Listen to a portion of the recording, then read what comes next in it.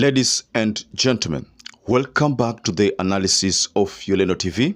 I hope you're well from wherever you're watching this channel.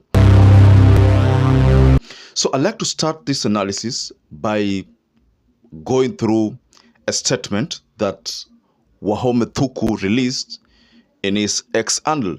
And WAHOME THUKU told Kenyans to stay away from William Ruto's rallies. Stay away from William Ruto's rallies. So before I share that tweet from his official X handle, I'd like to take you to a story about what is currently trending regarding William Ruto's rallies. So we all know that over the weekend, William Ruto was overly embarrassed from his own home turf. So this matter did not sit well with Rigathi Gachagua and a section of other top government officials who felt that William Ruto was being belittled. So that forced the CS for Interior Security, Professor KINDIKI, to go publicly and literally call all those people who are heckling William Ruto or heckling the governors there as political goons. Of course, we all know that those people who are members of a UDA, those who are citizens who voted for William Ruto, voted for those governors, but there are people who are feeling that the government or the county government was doing little. The only thing we could say from that is that the reaction there was as a result of the promises which were made and had not been delivered. So that is the reaction. I will give you a certain story of what Atuoli said in 2022. But before you do that, I promise that I will first of all read this tweet from WAHOME THUKU, because WAHOME THUKU has literally advised Kenyans to stay away from William Ruto. And this is what WAHOME THUKU has said. Avoid the president's roadside rallies henceforth. And I repeat, avoid, and I mean it. And I am serious. Can I tell you what will happen next? From today, with the Kindiki directives, they will be deploying 1,000 police officers in plain clothes at every meeting. Like Hairi, wanakaa huko katikati yenu. Gavana wenu akianza kuongea and there is light heckling, 20 people will be arrested. Either that time or shortly after the president akienda. You will be one of them, even if you did not heckle anyone.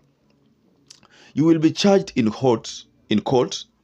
The case will not go anywhere, but before you prove your innocence, you will be rotting in prison for 1 year. I repeat, keep off, usiseme siku kuona. That is what WAHOME THUKU said, and he posted that tweet in his X handle. Usiseme siku kuona. So I want us to go deeper into this statement from WAHOME THUKU to the repercussion of what Kindiki said yesterday, because I am foreseeing something very, very disastrous in those rallies. So before we get into that extent, please, I'd like to encourage you to subscribe to this channel, like this video, and share this video. To those who supported us before, thank you so much for supporting this channel and giving this channel an opportunity to grow. Avoid the president's roadside rallies henceforth. That is the advice from WAHOME THUKU. Kindiki made a very bold statement to those who listened to what he said. But to those who didn't listen to what he said or didn't get an opportunity to watch the press, first, let me share that bit of you because it's going to form the basis of our analysis going forward. So what is part of what Kindiki said? Political leaders, and we are asking political leaders to conduct their politics within the law, and they must maintain the peace in their political meetings. No person is allowed to disrupt public meetings, to use guns, to mete out violence and harass members of the public. Politicians are allowed to differ on ideologies, programs, policies, and viewpoints, because our constitution allows multi-party democracy. However, no politician of whatever stature is allowed to use violence, goons, and other criminals to harass, intimidate, or incite the public against each other.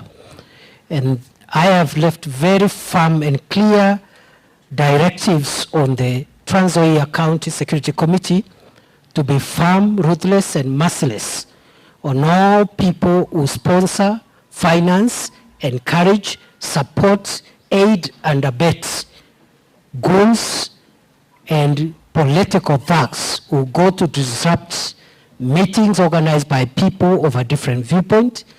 And it doesn't matter whether the organizers and sponsors are pro or anti-government. We will crush them equally, and nobody is above the law. I repeat, for the avoidance of doubts, nobody is above the law. Very well. And that is why WAHOME THUKU says avoid president's roadside rallies henceforth. The idea is very simple.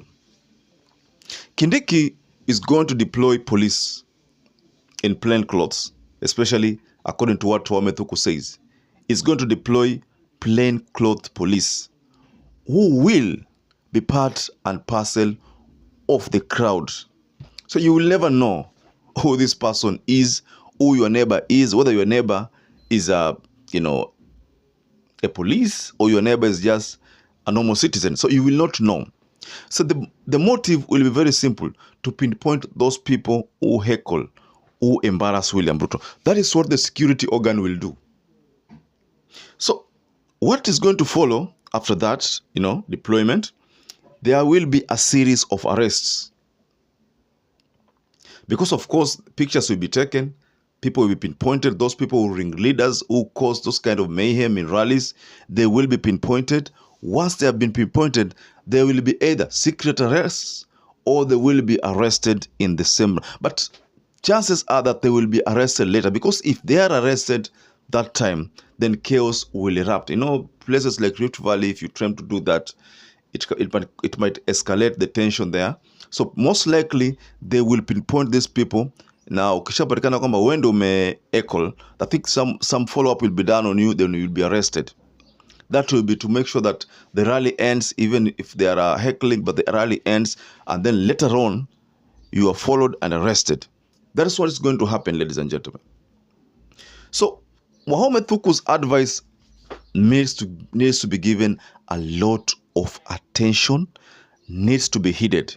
Because I think personally that is going to happen,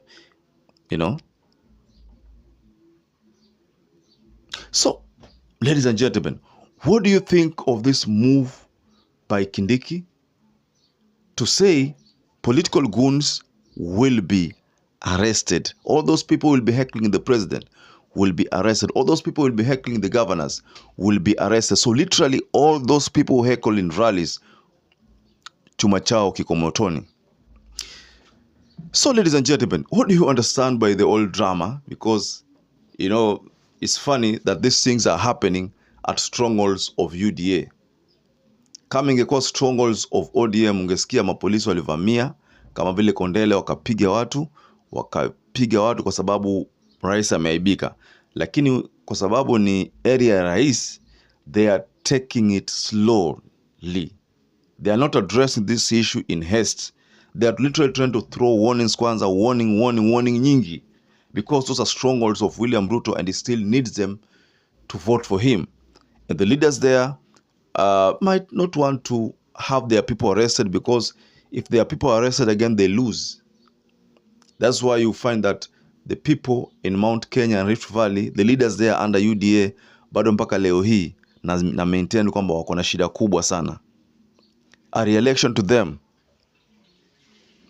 That's why you find that someone like Didmas Baraza, who was also elected on a UDA, aliona hiyo shida mapema and then they come to Ford Kenya. Na unamwona kwamba yeye anacheza mashinani tu, he is avoided the national politics. Yeye yuko na mashinani because he's trying to build himself a base. He has realized that in 2027 he might lose if he sticks to UDA. That's why he had to decamp.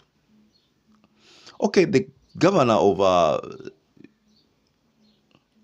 Bungoma, Lusaka, of course, decamped from Ford Kenya to UDA with very personal reasons, maybe because of appointments in future. Kwa sababu yeye ashakuwa governor, amemaliza term yake, so anataka maybe appointment in future. He knows very well that Wetangula will vie for Senate, so yeye hana mahali pa kusimamia. So him decamping to UDA is because he'd like to retire there. He'd like to be with the William Ruto on that faction. So hata kama asipopata kiti chochote pale chini, lakini anaweza pata an endorsement ama appointment, ambassadorial appointment ama any kazi ya government. That is if William Ruto secures 2027 again. But if he doesn't, again, Lusaka will have to re-strategize his political career.